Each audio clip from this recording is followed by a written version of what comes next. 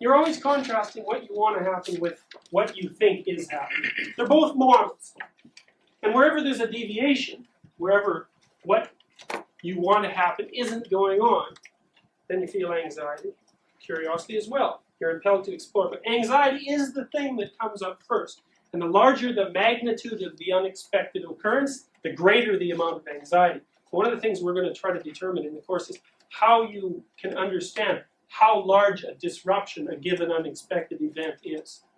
Because, you know, minor, well, I think, let's go back to this other diagram for a second. Here's a way of looking at it. So let's say you're going somewhere, and you have 3 plans to get there.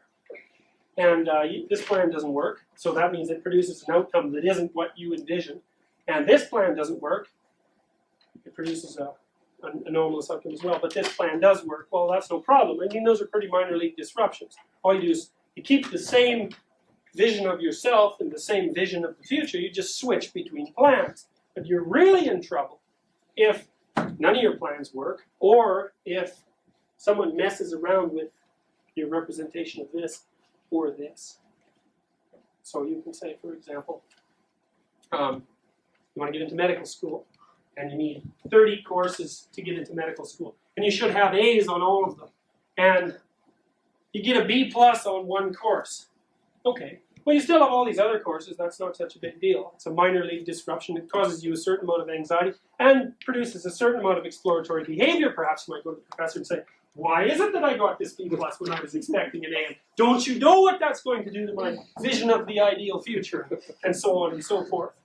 That's one sort of disruption. You're a bit anxious, but hey, you have 29 other courses. It's not such a big deal. Now, instead, you write the MCAT, and you score in the 15th percentile. Well, now you're in trouble.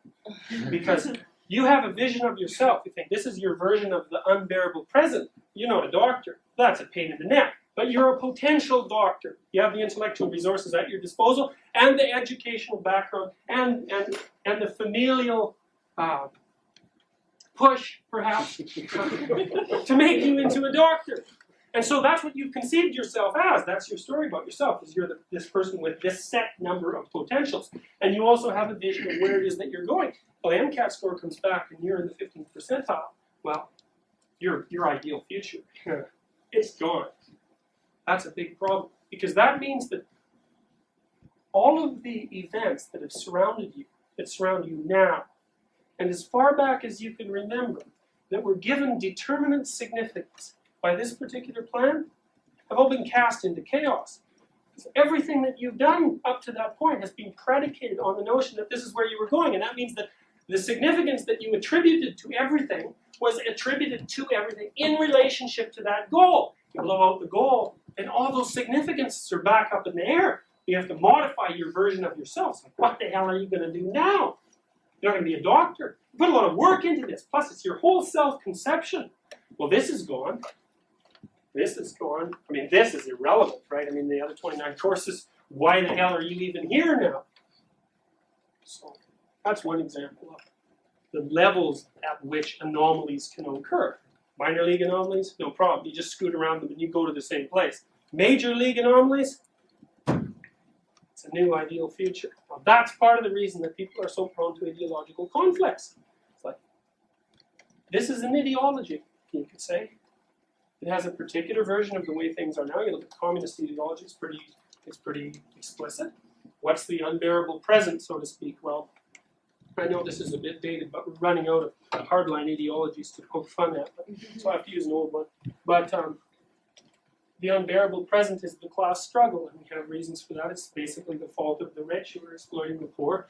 The ideal future is the point at which those unfair divisions of capital are eliminated, and there's a whole bunch of means to that end. That's an ideology. Well, someone else has a different ideology, a different version of the significance of current events, a different version of the significance and the nature of the ideal future, and a completely different apprehension of how to transform one to the other. When those two cultures come into contact, well, first of all, they make each other anxious because they're not commensurate. They're not commensurate goals. And if this is the structure that regulates emotion, well, what's going to happen? Well, you can't just give up your damn plans, because then your emotions are dysregulated. You fall into chaos, so to speak. You don't know where you are, and you don't know, You don't know who you are, you don't know what to do, and you don't know where you're going. And that makes you anxious. Neither side is going to give up their certainty. Well, the only thing left then under those circumstances is conflict. And you see this. I mean, look, how do arguments escalate? An argument with someone that you love even, they want one thing, you want another. You discuss it, you're not getting anywhere. Your temper's raised because the abstract discussion isn't helping. Finally, you give up. Maybe you move to violence to solve your problem, to hammer out the story, so to speak. You can do that by oppressing the person who has a different viewpoint.